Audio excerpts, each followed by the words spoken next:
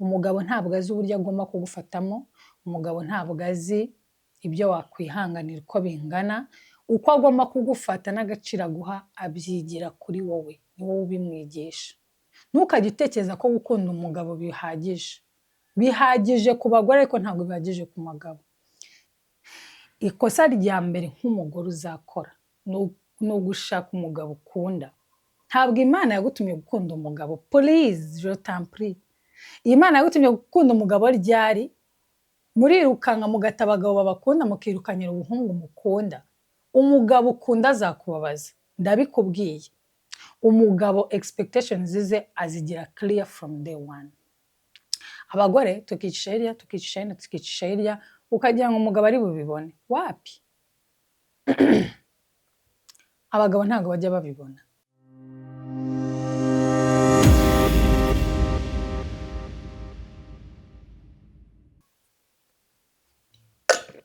Hello my dear ladies, abagore abakobwa muze hano.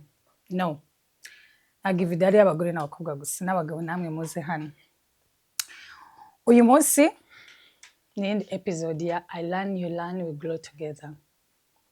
Look at what I have for you. Woo! 7 things I badly want to tell women. Uyu mugabo yitwa Kingsley Okonkwo. Nabonye kano gatabo ndi gutambuka navuga okay, ibintu 7 nshaka kubwira abagore. Niko kino gitabo cyitwa. Ibintu 7 nshaka kubwira abagore. Desperately he wants to tell us. And then what was so interesting was n'umugabo. Ni icyo umugabo ashaka kubwira abagore. Ndavuga ni okay, kubera iki? Niba ndi umugore nkakugira inama ndi umugore mugenzi wawe nta gishyashya mba ndi kubwira ko ndi umugore nyine mugenzi wawe. Hari amahirwe menshi ko ibyo nzi cyangwa se ibyo nyuramo ari byo nawe unyuramo. Ariko nimba umugabo hari ikintu ashaka kubwira ku mugore, no vuga ngo hari yindi perspective uri kwinjiza mu buzima bwawe cyangwa se hari ukundi kuntu ashaka kuba yarabibonye birenze uko umugore mugenzi wawe yabibona. So ni byiza kumenya icyo umugabo atekereza ku bagore. Ya, uyu munsi abona ko noneho nsa neza naje nsa nk'agahungu mfite udusatsi tugufi ndi shabishabi. Munsi nsa nk'agakobwa. Ya. Nsa nk'agakobwa nagerageje. So, twinjira muri iki gitabo. Uyu mugabo Kingsley Okonkwo yatangiye avuga ati ntangazwa n'uburyo abagore bafite impano zikomeye bakomeye, bafite ubwenge, bafite potential ihambaye ariko bakaba batabizi. Burya ngo abagore tumara igihe kinini twirukanka ngo turashaka abagabo, ukumva ubuzima bwawe buzuzura ari uko ubonye umugabo, ukumva ukeneye umugabo utamubonye ntiwapfa ngo ariko burya turihagije. Imana yaturemanye ubushobozi bwo kuba twihagije. Urashoboye, urakomeye, urihagije nk'uko uri, ntabwo ukeneye umugabo kugira ngo wumve ko wuzuye. Ahubwo umugabo aza mu buzima bwawe kugira ngo agukomplimentinge, kugira ngo ashime ibyo asanze, abyenjoyinge, abiriremo umunyenga. Muranyihangana nimba ari urusaku ruri hanze. Burya ngo umugabo agomba kuza mu buzima bwawe kugira ngo enjoyinge ibyo asanze, abibenefitingemo, abiryemo inyungu, ntagaza kugira ngo abishyireho. Akoresha urugero ruri mu itangiriro rw'uburyo Imana yaremye umuntu. Imana yaremye Adamu asanga ibintu byose birahari. Yari afite byose, yari afite ubushobozi ku isi bwo kwita amazina, akareba ibyo ku isi byose akabyitaho. Ngo ariko Imana iravuga ngo si byiza ko abaho wenyine. Yaramurebye abona ntabwo yuzuye. You understand? Bivuze ngo abagabo bakeneye abagore kurusha uko abagore bakeneye abagabo mu buzima bwabo. Umugabo wenyine ntabwo yuzuye. Umugabo akeneye umugore. Iyo umugabo utagira umugore nta purpose y'ubuzima bafite, nta cyerekezo cy'ubuzima bafite, nta mpamvu yo kurwana bafite, nta mpamvu yo kubaha bafite. Ngo burya nubwo abagabo batabizi ariko abagabo bakeneye abagore kurusha uko abagore bakeneye iki? Abagabo. Noneho Imana imaze kubona ko atari byiza ko abaho wenyine, imuha umufasha.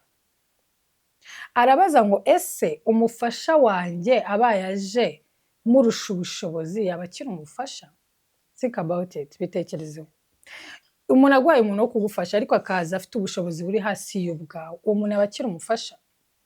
Nimba uje mu buzima bwanjye kumfasha bivuze ko uza ari uko hari ibintu byinshi undusha, uje kunyuzuza, uje kumpa agaciro, uje kunzamura ukangeza kure. None kuki abagore tuba mu ngo zacu dutekereza ko abagabo aribo bafite ubushobozi bukomeye, n'abagabo akaba ariko babitekereza, bakumva ko nibo bagomba gukora amafaranga, nibo bagomba gufata imyanzuro ya mbere, nibo bakaze, nibo bakomeye, kubera iki? Bumva ko bafite ubushobozi buri hejuru y'ubwacu. Nyamara this is so interesting, Imana yaduhaye izina nk'iryo yahaye Umwuka Wera. Umwuka Wera ni umufasha, umugore nawe akaba umufasha. Bivuze ngo hari ubushobozi umugore ahuriyeho n'Umwuka Wera. Umwuka Wera mu buzima bwawe agufasha iki? Agufasha kuguhwitura mu gihe ugiye mu ngeso mbi, kugufasha kugira ngo ugire ibintu ugeraho, ngo shobozwa byose na Kristo mo imbaraga. Izo mbaraga twahawe n'Umwuka Wera nizo zituma dukora tukagera ku bintu bihambaye, tukagera kure, tukitwara neza, tukagira imico myiza. None se Umwuka Wera waje mu buzima bwawe kugira ngo ugufashe, cyangwa Umwuka Wera waje mu buzima bwawe kugira ngo ugufashe? Kuko wowe ubwawe ntabwo wuzuye, you are incomplete without Holy Spirit. Ibaze ko umugore afite izina rimwe, ububasha bumwe n'ubw'Umwuka Wera. Buriya ngo abagabo batangazwa n'ubushobozi abagore bagira bwo kureba ibintu bitaraba. Uzabicunge neza, wenda nimba ugira umugabo, hari ukuntu ibintu biba biri kuba, ukamuwoninga, ukamubwira uti nyamara bizanye na gutya gutya na gutya na gutya, akanga kumva, yabikora kuko bikagenda nk'uko wabimubwiye. Kubera ko naturally abagabo bigiriye icyizere ko badutanze ku isi, ko bakomeye, ko bashoboye, niyo mpamvu wisanga igihe cyose bafata imyanzuro. Ariko burya ngo nubwo atabivuga cyangwa se unconsciously ababizi neza ko aribaza ati ibi bintu kuki ngiye ntabibona. Yego koko nanze kumvira umugore wanjye, niyo yagarutse mu rugo yigira uwa danje, akakwereka yuko nubwo yakoze amakosa ariko nta kintu waza umubwira. Ariko mu mutima we yicaye abitekereza, akavuga ati gute uyu mugore yagize ubushobozi bwo kubibona, ngiye ntarabibona. Impamvu ni uko ubwonko bw'abagabo bugenda gakeya kurusha ubw'abagore. Ni nayo mpamvu uzabona umuntu w'imyaka 20 ashobora gushakana n'umuntu w'imyaka 30 cyangwa 35, kuko bahuza ibitekerezo. Umwana w'imyaka 20 cyangwa 25 ashobora gushakana n'umuntu ufite imyaka 37, kubera iki? Niwe bahuje ibitekerezo. Ni kangaho ubona couple zibana cyangwa se zigakundana bangana, bafite imyaka ingana. Nuko umuhungu tungana nta kintu yambwira. Right now afite imyaka 25. Umuhungu ungana nanjye yambwira iki se? Ni umwana, nta kintu na kimwe azi, nta nubwo aramenya isi. Ubwo nibwo bushobozi abagore dufite twikoreye. Twahawe umugisha, twaje kugira ngo dufashe abagabo, ntabwo twaje gufashwa n'abagabo. Ahubwo ikibazo ugomba kwibaza ni ese ufasha umugabo wawe, uramufasha kugira ngo abe atere imbere kurusha uko wamusanze? Uramufasha kugira ngo agere kuri byinshi byiza kurusha uko wamusanze? Umutera imbaraga, uramusapotinga, ukorana nawe, umugira inama aho bishoboka. Are you supportive? Are you a supportive woman? Icyo wakabaye ugira gute? Wibaze muri mariage yawe, cyangwa se nimba unateganya gushaka. Ariko abagore twahawe ubushobozi n'imbaraga. Muri iki gitabo uyu mugabo asobanura uburyo ngo nimba umugabo agiye wenda igitaramo, kantange nk'urugero, cyangwa i Rwamagana, areba inzira igiye Rwamagana, bareba straight, ngiye Rwamagana, ngiye Rwamagana. Abyuka mu gitondo agiye i Rwamagana, bareba straight. Ariko ngo abagore Imana yabahaye ubushobozi bwo kureba nk'ikinyaruvu. Kata. Okay, ngiye Rwamagana, ndaca hehe, ndakurayo imodoka iri muvane mu rugo, turabona iriya base, aya masaha, okay, use ntibwije, okay, turageraho gute, nitugeraho turagenda gute, turarya hehe, twitwaze kino, witwaze na papier mushwari kugira ngo wihanagure ibyuya, ntiwamenya, kandi twaze n'agasharupe. Abagore batekereza gutya, utuntu twose bakadukusanya, bakadushyira in consideration, mu gihe umugabo we areba ngo straight, as in straight. So wowe umaze kumva ibyo uyu mugabo yanditse, amahirwe mfite nuko ibintu ari umugabo wabyanditse. Ntimunyatake, ntabwo ari amagambo yanjye, ni umugabo wabyanditse, kandi umugabo ni n'umupasiteri, amaze imyaka kandebe yavuze 15, ya amaze imyaka 15 afite umugore ari muri mariage, kandi nta kibazo na kimwe bafite. Umugore we nawe yanditse agatabo kitwa ngo 7 things I badly want to tell men. ako nako ninkagura nkagasoma nzaza nkabaganiriza, narakabonye ariko ntabwo ndakagura. Okay, ndashaka ko abagore bamenya ubushobozi bahawe n'Imana. Ndashaka ko n'abagabo bamenya agaciro k'abagore bafite mu rugo bagakoreshe, kuko umugore Imana yamujyanye potential ihambaye. Niyo mpamvu umugore Imana yamuremanye makeup cyangwa se features ku mubiri we Imana itahaye umugabo. Nuko ubundi abagore Imana yabaremye kugira ngo babane n'abandi, kugira ngo bareme bazane ubuzima emotionally, physically, biologically, psychologically. Umugore Imana yamuremye kugira ngo aze ateze imbere umugabo, amugeze kure. Niyo mpamvu umugore Imana yamuremanye amabere, imuremana inda ibyara, yamuremye mu buryo yaje kugira ngo yagure ubuzima bw'umugabo. Niba umugore wawe atakwagura, hari ikibazo.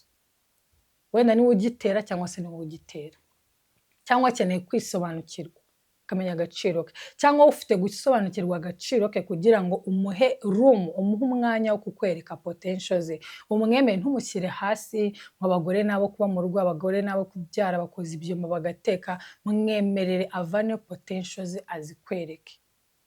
Wibuke ibyo utekereza n'ibyo ukora. Niba nta cyizere wifitiye, uzaba nk'umuntu utigirira icyizere, na potential zawe ntabwo uzazikuraho ngo urebe uburyo ushobora kuguruka ukarabagirana. N'abantu bakwegere cyangwa se umugabo wawe cyangwa se ababyeyi bawe nibakwereka ko ntacyo umaze, ntacyo ushoboye, ntacyo wakora, nawe witakariza icyizere gake gake bikarangira koko ntacyo ukoze, nta n'icyo ushoboye.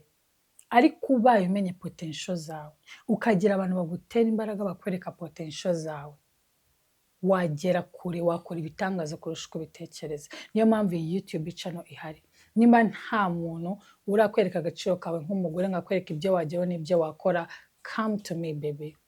Ahangaha niho ngiye nzabikwigishiriza byose mbikubwira.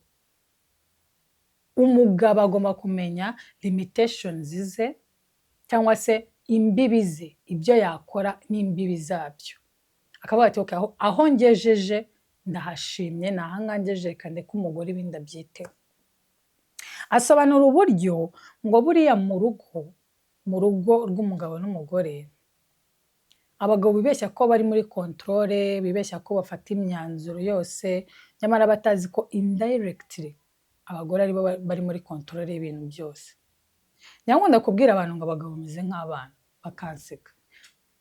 Umubwira utuntu akishima, cyangwa se ukamubwira utuntu akagira ngo uyu muhypinze, ukamutera akabarwa, ukamwereka ko ari we mwami wawe, ko ari we gitangaza, ukamwubaha. Abagabo bakunda icyubahiro, kandi abagabo batekereza ko kuba umwubaha bivuze ko umukunda. Yet actually atari byo. Mu isi y'umugore ashobora kukubaha ariko atagukunda, ariko iyo umugabo umwubashye ahita abona wamukunze. Ibyo uvuze byose arabikora iyo umugize gute, iyo umwubashye. Iyo rero wa mugore urebera umugabo hasi, ukamwimyoza, ukamucishamo ijisho, ukamucisha hasi, ukamugeza hejuru, biragoye ko ushobora kubona ibyo ushaka byose mu mugabo, cyangwa se aguhe full potential yewe. Noneho iyo umugabo umuhaye iyo respect, akurekera room yo gukora potential zawe, yo gufata imyanzuro yawe, ariko umwinfluencinze. Twe tugira control mu buryo twinfluencingamo umugabo gukora ibyo dushaka cyangwa se gukora ibyo dukeneye. Ntabwo dutegeka directly nk'uko umugabo abikora, ngo wowe icara ahangaha, ngo wowe jya kuri iri shuri, ngo wowe haguruka, wowe wambara iki ngiki. Twe ntabwo ariko nkuko tubigenza, ariko indirectly gake gake nshobora kukwinfluencinga gufata imyanzuro runaka, kandi bikarangira bikoreye muri favor yanjye. Ubwo nibwo bushobozi bw'iki, bw'abagore.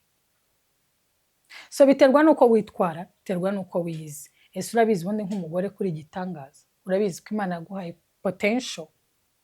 Ese ubaho nka wa mugore wo mu Migani igice cya 31, 32, umugore mwiza Salomo yasobanuye? Njya mbisengera Imana, njya mbisengera Imana, abana Imana uzame ko umugore nko mu Migani uriya neza Salomo yatondagiye, uzame ko umugore mwiza mu rugo rwiza, nk'umugabo mwiza, nicare hasi, no operating to my fullest potential. Twinjira muri iki gitabo n'ingingo z'ingenzi tuzaganiraho. Ingingo ya mbere yitwa have standards. Have standards mu Kinyarwanda ni nko kuvuga ngo kizi. Okay, have standards ni nko kuvuga ngo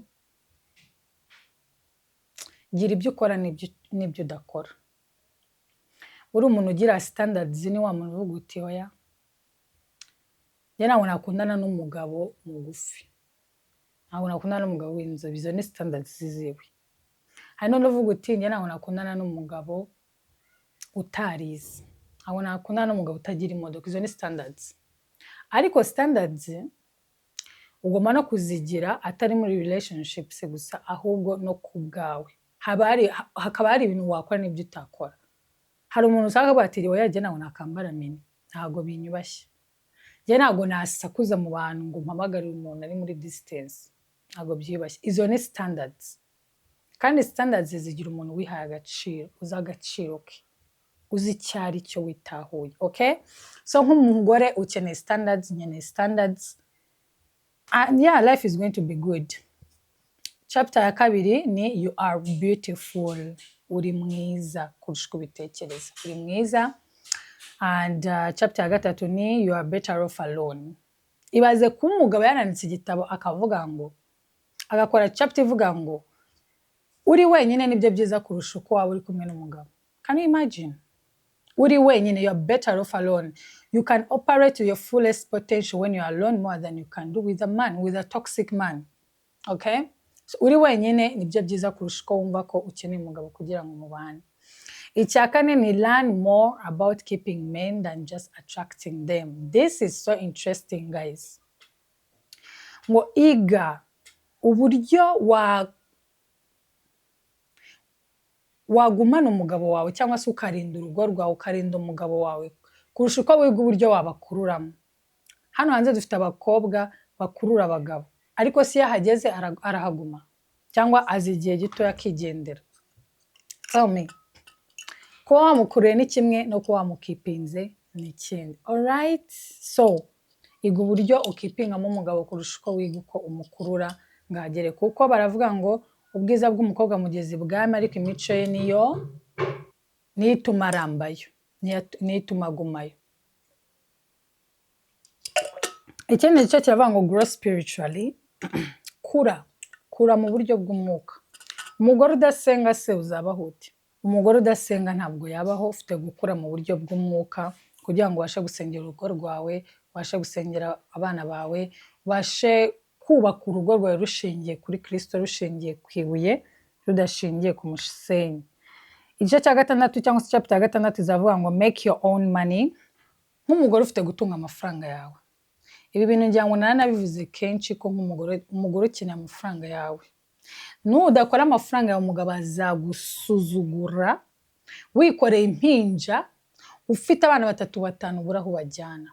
Kora amafaranga yawe mbere yuko wishora mu rushako.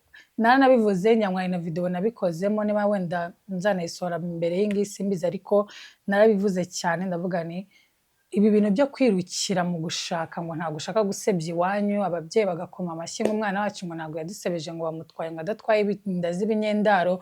My dear, that is temporary happiness. Biriya ni ibyishimo by'igihe gitoya. Banza ukore kariyeri yawe, ubake kariyeri yawe, ukore amafaranga yawe, ushaka akazi kawe. Ni nabwo uzabasha kuba mu rugo ufite icyo, ufite value, ufite agaciro wongera ku mugabo.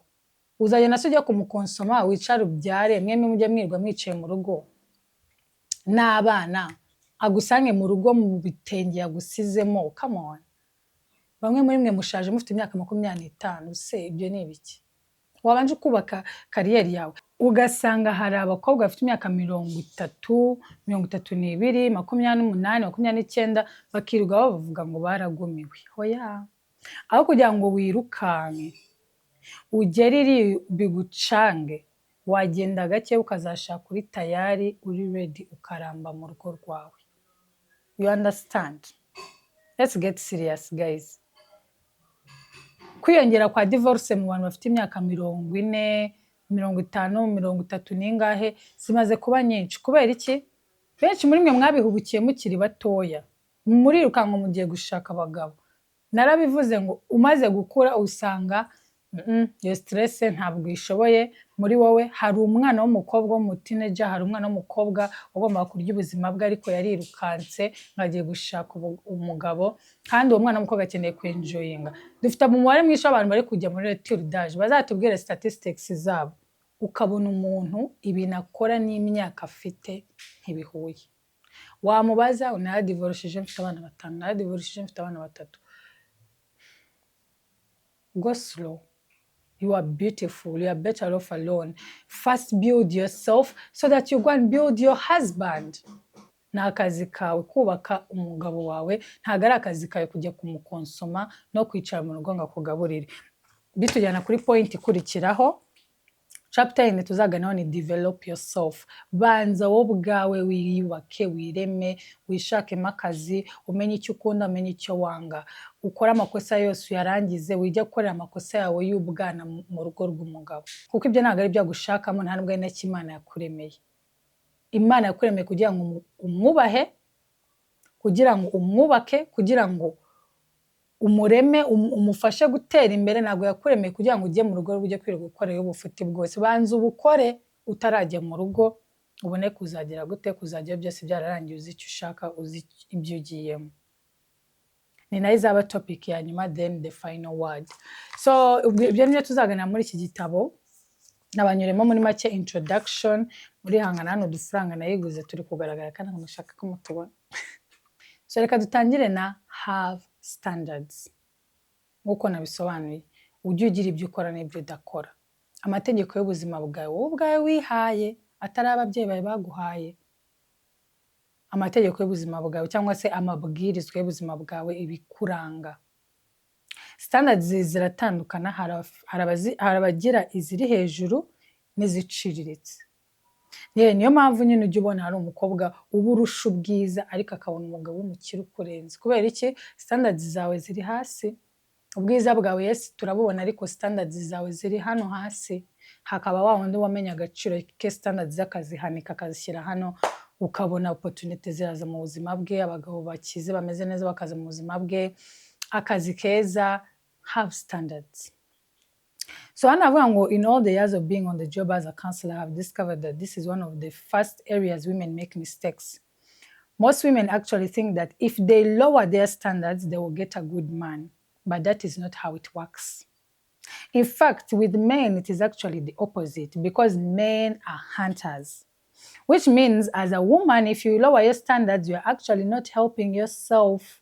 Having standards will protect you from accepting just about anything, and this is crucial to your living your best life.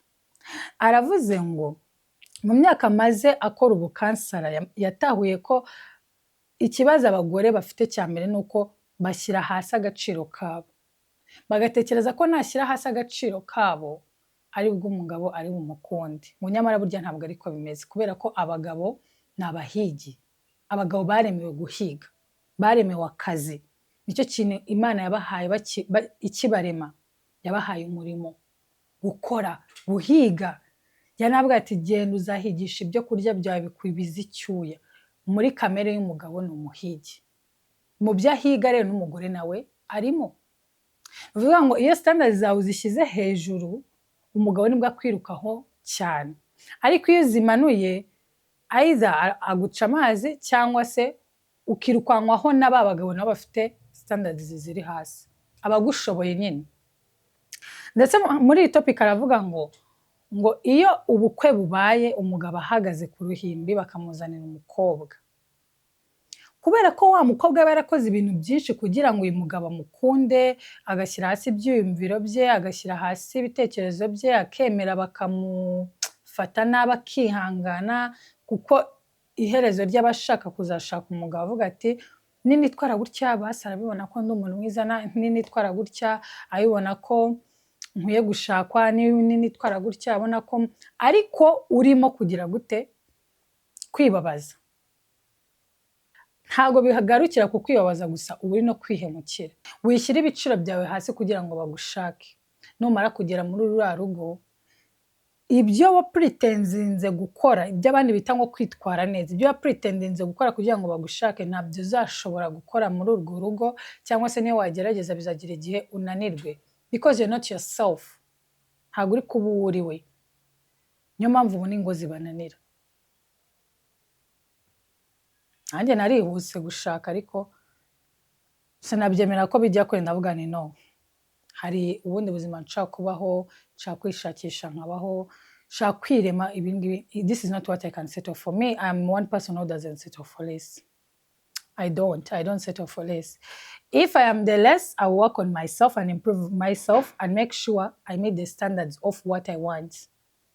Kuko ntabwo watanga icyo udafite. Ntabwo waba ufite ibiciro biri hasi na level zawe ziri hasi ngo witege ko uzabona umugabo ufite ibiciro biri hejuru, cyangwa se ko akazi opportunities ziza mu buzima bwawe, byaba ari akazi, byaba ari iki, ko bizaza byo biri hejuru. Ufite kuriza ibiciro byawe kugira ngo uhure n'ibintu muri kuri standard imwe.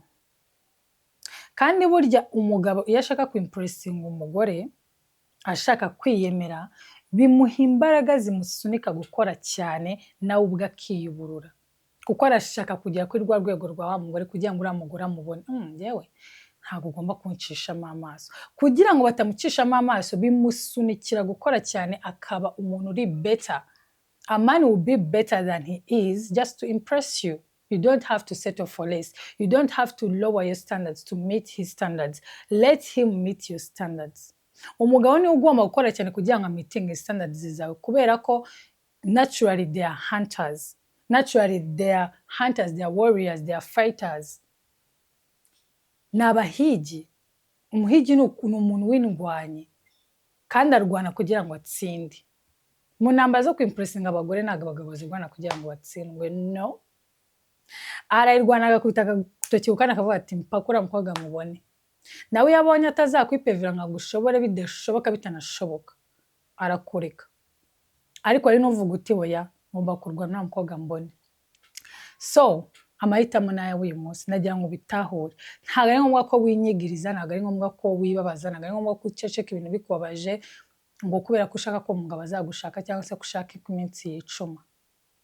Ahubwo wowe rema standards zawe, rema uburyo ugomba kubaho uwo mugabo abumeeting, kuko warabishoboye. Ariko we numwereka ko standards zawe ziri hasi, ntabwo uzabasha kuzizamura namara kugushaka. Azakunyuzamo ishya, guca amazi, agusuzugure, akubahuke, ahubwo atangiye kuguca inyuma n'aba bakobwa bamucalenjinga, atangiye kuguca inyuma n'aba bakobwa yifuza kumera nkabo.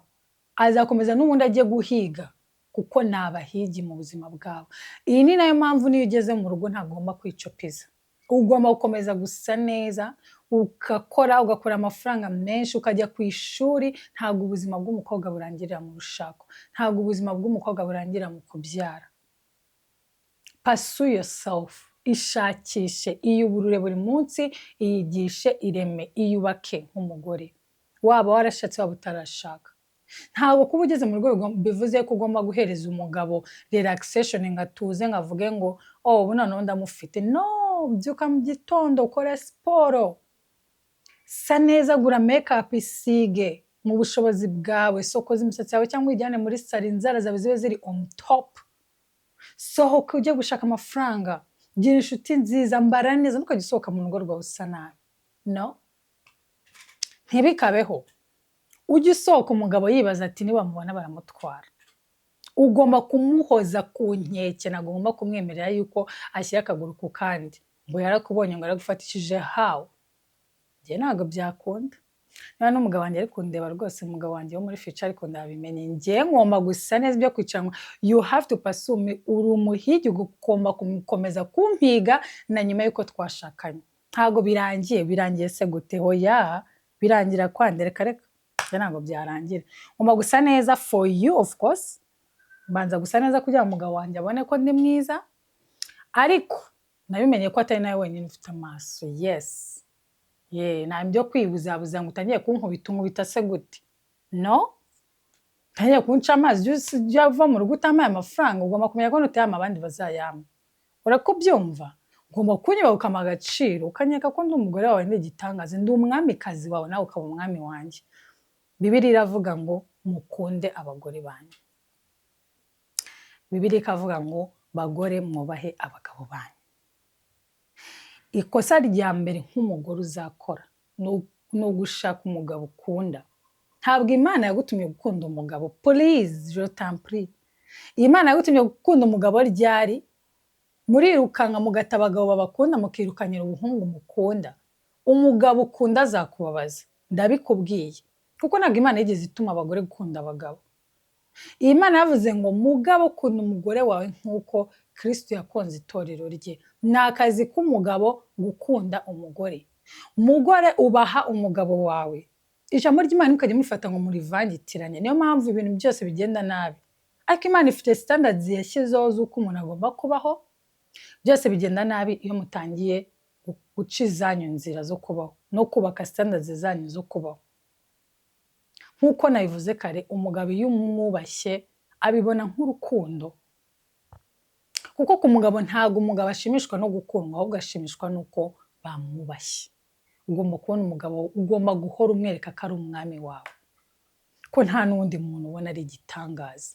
Icyo agukora cyose ukamushima, ukamutera akanyabugabo. Niyo ibintu byaba byanze, ubona mu gihe cya depression ubuzima bwanze, ukamutera akanyabugabo. Mugabo wanjye genda ukore bizakunda. Ugomba kumwubaha, icyo akubwiye ukacyemera. Akora umuze ngo ucyemere ku buryo standards zawe zishyire hasi. Hari ukubahana hagati y'abantu bakundana cyangwa bashakanye, you understand?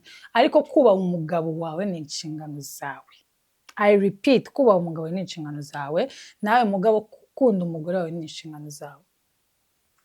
So, mu gihe ushatse umugabo, ntukajye ujya gushaka warapretendinze, ibyo bita ngo kwitwara neza, ari byo pretense. Warigize uwundi muntu ngo bakunde bagushake, wagera mu rugo bikakunanira. Buriwe shaka potential zawe. Abagabo ni abahigi, bazagwiga kandi bazakubona. Reka nkubwire nk'urugero rw'ukuntu kwiha agaciro nk'umugore ari ibintu by'ingenzi. Uyu mugabo yaravuze ngo the average man wants to please you, but you need to have standards. This is so important because even when a man knows he has found a good woman, he will still try to see how far he can push her. Can you imagine? That is his mode of negotiating his way through the relationship. Yatanze urugero avuga ngo iyo agiye kugura imodoka, iyo modoka niyo aba ayikunze cyane, ari Range Rover, abizi neza ko ariyo agiye gushaka akayibona, ngo still aragerageza akagabanya igiciro cyayo, akanegotiatinga kugira ngo bamanure igiciro cyayo. Kandi yayibonye, yayikunze, arabizi ko ariyo ashaka, aranabizi neza ko ari buyigura, ariko akagerageza kugabanya igiciro to the minimum he can go, agapushinga umugurisha kugira ngo agabanye igiciro cyayo. Ni nabyo yavugaga ngo, aravuga ngo umugabo usanzwe aba ashaka kuimpressinga umugore, kumwiyemeraho ngo amwereke ko arenze kugira ngo umugore amukunde. Okay?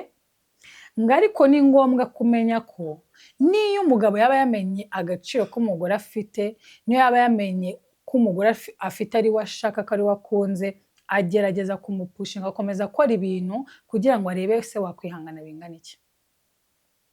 This is how bad it is. Umugabo aragupushinga kugira ngo amenye wakwihangana bingana iki. Cya kintu uzarebe nko mu rushako cyangwa se nk'umukunzi wawe, cya kintu akora ukigaragambya ukamwereka ko ntibishoboka, ntushobora kucyakira, bibaho, arakireka. Ariko iyo umweretse ko ugitorera, arongera akagikora. Wakongera ukagitora, akongera akagikora. This is so bad. Niko abagabo bateye. Ngo burya abagabo batangazwa cyane n'ibintu abagore twihanganira. Ushaka ubuzi ngo aragusuzwa, ariko biba byanamutangaje ko wabyihanganiye, kuko aba yabikoze kugira ngo akugerageze, agatangazwa n'uko mugumanye, agatangazwa n'uko ubitoreye, ubyemeye, ubyakiriye, atangazwa burya n'uko umubabarira. Ubaye ufite audacity yo guhaguruka ukagenda cyangwa se ugafata imyanzuro imwereka ko you have crossed the line, you can't do this, urarengera, ibi ntabwo nabyihanganira, yabireka kandi akaguhiga, agakora byose, akurira n'imisozi kugira ngo akugarure mu buzima bwe. So ni wowe utazi agaciro kawe ngo utere intambwe ukora ibyo ugomba gukora. gutekereza ko umugabo numuha ibyo ashaka byose bizatuma agukunda cyane nicyo kintu cya mbere wishuka. Nicyo kintu cya mbere wishuka. Kubera ko nyuma na nyuma birangira umugabo wabonye icyo ashaka, uwo mugore ukavira mwaho. So be yourself and first find yourself. First find yourself before you be yourself. Okay? Ikindi kintu cy'ingenzi nshaka kuvugaho, uyu mugabo yavuze muri iyi chapter, yavuze yuko ngo abagabo buriya ntago bareba mu mitima yacu. Hari ibintu abagore dukunda gukora tumeze nk'abohereza sinye kugira ngo umugabo urebe ko yareba muri emotion zawe ahindura imyitwarire ye ariko utabivugishije akanwa kawe, utabyerekanye direct. Nkuko nabisobanuye kare, abagabo bareba straight gutya. Kandi uzarebe ngo burya umugabo akubwira icyo agushakaho kuva umunsi wa mbere mwabonanye. Ariko abagore turibuzabuza tukanyeraho ukivugisha ibi, ngewe rero urabona nkeneye iki n'iki, okay, ngewe nyine umugabo akasitaba nkunda nta kibazo. Nyamara hari ibindi bintu, hari expectations zindi uri guhisha mu mutima wawe. Hari ibindi bintu ushaka kumubwira ariko ukabiceceka ntubivuge. Ariko uzabicunge neza, umugabo akubwira ikintu ashaka uko kiri atagiciye ku ruhande. Niba umugabo aje mu buzima bwawe ashaka kugira umugore, icyo ni cyo akubwira from day one. Arakubwira ati ngenda ashaka umugore. Iyo umugabo muhuye ashaka umuntu wo kuryamana nawe ijoro rimwe akigendera arabikubwira, nta gaca ku ruhande. Ariko abagore ushaka guca ku ruhande mukarinda munaryamana utamubwiye amafaranga ushaka cyangwa ko ariyo ushaka, akarinda nakwirukana ukagenda urira ngo baguhe amafaranga make nyamara utakoze iki, utabivuze. Kubera ko witeze yuko ari bubyibwira akayaguhereza. Umugabo iyo muhuye arakubwira ati ngiye mfite umugore, ndashaka umuntu twikundanira, cyangwa se ndashaka famille